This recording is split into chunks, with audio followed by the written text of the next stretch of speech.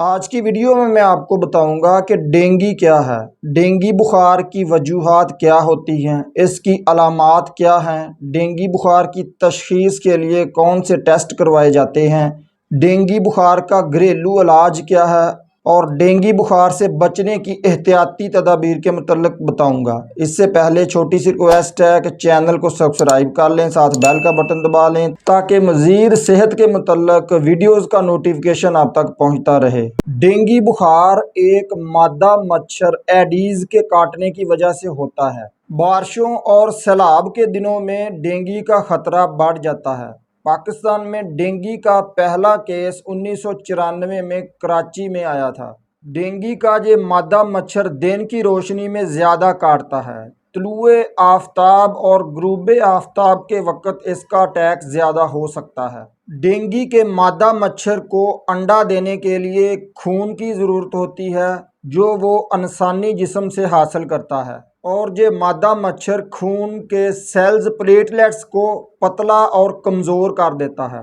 آپ کو جاننا مختصر طریقے سے یہ ضروری ہے کہ خون میں 3 قسم کے سیلز ہوتے ہیں، ایک ریڈ سیلز ہوتے ہیں، وائٹ بلڈ سیلز اور پلیٹلیٹس۔ ریڈ بلڈ سیلز کی کمی سے خون کی کمی ہو جاتی ہے، وائٹ بلڈ سیلز کی کمی سے قوت مدافعت کمزور ہو جاتی ہے، اور کمزور انسان کو بیماریوں کا خطرہ زیادہ ہوتا ہے، اور کمزور وائٹ بلڈ سیلز کے مریض کو جلد آرام بھی نہیں آتا ہے۔ اور پلیٹلیٹس خون کو منجمد کرنے میں مدد دیتے ہیں، اور جب کہ پلیٹلیٹس پورے ہوں تو خون کو جلدی منجمد کر دیتے ہیں اور زخم پر خرند بھی جلدی آ جاتا ہے۔ کیونکہ ڈینگی کا مچھر خون میں پلیٹلیٹس کو پتلا کر دیتا ہے، اس لیے آپ نے ایسپرین کی کوئی بھی گولی استعمال نہیں کرنی ہے۔ ایسپرین کی گولی زیادہ تر ہائی بلڈ پریشر والے مریضوں کو دی جاتی ہے کیونکہ ان کا خون گاڑھا ہوتا ہے، اور خون کو پتلا کرنے کے لیے ایسکارڈ، ایسپرین، ڈیسپرین، ایسپرو وغیرہ کی کئی گولیاں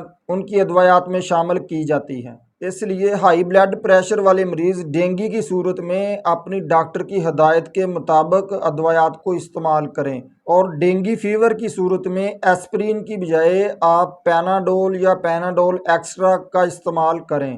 ڈینگی بخار کی علامات۔ ڈینگی بخار میں بخار 104 سے 105 ڈگری فارنہائٹ تک جاتا ہے، سر درد شدید ہوتا ہے اور آنکھوں کے پیچھے بھی شدید درد ہوتا ہے، مریض کو کپ کپی طاری ہوتی ہے، مریض کو الٹیاں بھی آ سکتی ہیں، مریض کے جوڑوں میں بہت زیادہ درد ہوتا ہے کیونکہ ڈینگی کا وائرس جوڑوں میں سٹے کرتا ہے۔ اس کے علاوہ جسم پر ریش پڑ جاتے ہیں اور پیشاب سے خون آتا ہے۔ سالہ ایک مچھر آدمی کو ہجڑا بنا دیتا ہے۔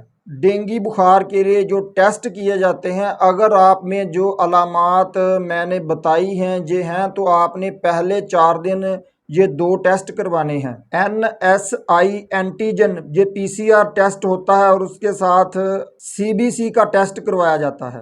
ڈینگی بخار کی علامات کے 4 دن گزر چکے ہیں، اگر اس کے بعد آپ ٹیسٹ کروائیں گے تو آپ کو یہ 2 ٹیسٹ کروانے چاہیے، IgM اینٹی باڈیز اور IgG اینٹی باڈیز، یہ ٹیسٹ کروائے جاتے ہیں۔ ڈینگی بخار کے گھریلو علاج کے متعلق بات کر لیتے ہیں۔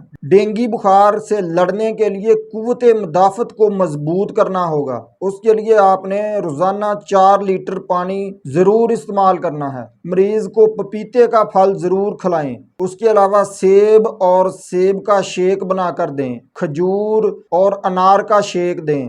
جن لوگوں کا قوت مدافعت مضبوط ہوتا ہے ڈینگی ان کا کچھ نہیں بگاڑ سکتا، ڈینگی خود بخود ہی ٹھیک ہو جاتا ہے۔ مریض کو وقفے وقفے سے ORS کا پانی نمکول کا پلاتے رہیں، اور اس کے علاوہ گھر میں شکنجوی بنا کر اسے وقفے وقفے سے دیں۔